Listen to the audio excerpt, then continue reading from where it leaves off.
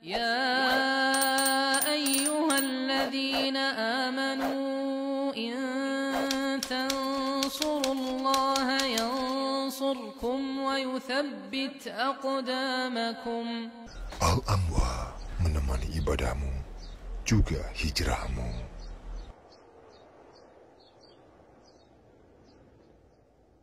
Jawabannya yang baik itu yang pertama yang paling ikhlas. Yang kedua, konsep dalam beramal soleh itu adalah bersegera.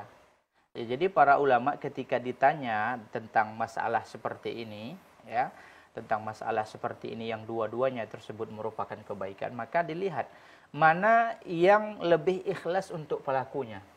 Kalau seandainya yang lebih ikhlas bagi orang yang melakukan sedekah tersebut bersedekah ketika orang tuanya sudah meninggal, maka itu yang lebih afdal.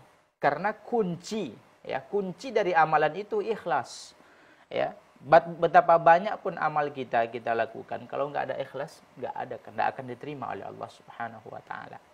Kalau dia takut, ya, bersedekah atas nama orang tuanya, kemudian diketahui sehingga dia akan riak, oh, masya Allah anakku baik kali sudah banyak bersedekah atas, maka ini akan menghancurkan dia, akan timbul penyakit riak dan penyakit sum'ah, dan ini berbahaya. Tapi kalau dia aman dari penyakit ini, dia aman dari niatnya aman, maka jawabannya lebih baik ketika dia hidup. Kenapa? Karena konsep dalam beramal soleh, ya, dalam melakukan suatu amal soleh itu, kata Allah Subhanahu Wa Taala, fastabiqul khairat, berlomba-lomba cepat. Jadi kalau kita bisa cepat melakukan kebaikan, maka kenapa kita tunda?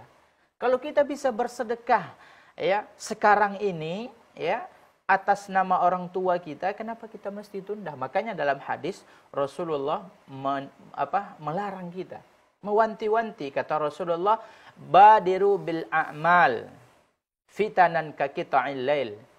Segeralah kalian melakukan amal soleh. Kalau kita tunggu orang tua kita meninggal, kita nggak tahu apakah harta yang akan kita sedekahkan untuk namanya, dengan namanya ketika dia meninggal, apakah masih ada atau tidak? Atau anaknya yang duluan meninggal. Atau anaknya yang duluan meninggal. Makanya Rasulullah mengatakan dalam hadis, segeralah kalian melakukan amal soleh sebelum terjadinya fitnah. Ya, mungkin sekarang ketika harta kita banyak, kita nanti saya kalau udah meninggal orang tua saya akan panggil 70 orang anak yatim, bla bla segala macam. Saya akan bersedekah, akan bangun masjid.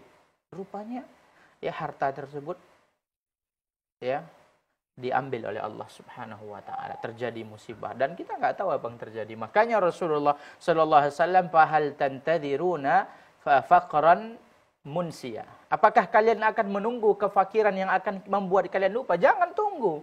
Kapan ada kesempatan untuk melakukan amal soleh, segera. Jadi jangan tunggu bersedekah atas nama orang tua nunggu dia meninggal.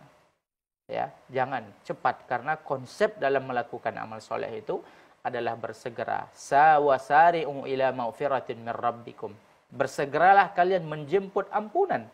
Dan bersedekah itu merupakan salah satu pintu ampunan. Dalam hadis Rasulullah sallallahu alaihi wasallam bersabda, sadaqatus sirri tutfi'u ghadabar rabbi. Sedekah yang dilakukan sembunyi-sembunyi, tidak ditampakkan, diam-diam sudah bangun masjid, diam-diam sudah mengumrohkan tetangganya, diam-diam sudah berinfak 5.000 masker umpamanya, kata Rasulullah, tutfi'u ghadabar rabbi. Ini akan mendatangkan ampunan, akan meredamkan murka dan amarah Allah Subhanahu Wa Taala. Jadi ya, jangan tunggu-tunggu, ya, nantilah, ya, kapanlah, kita nggak tahu apa yang akan terjadi.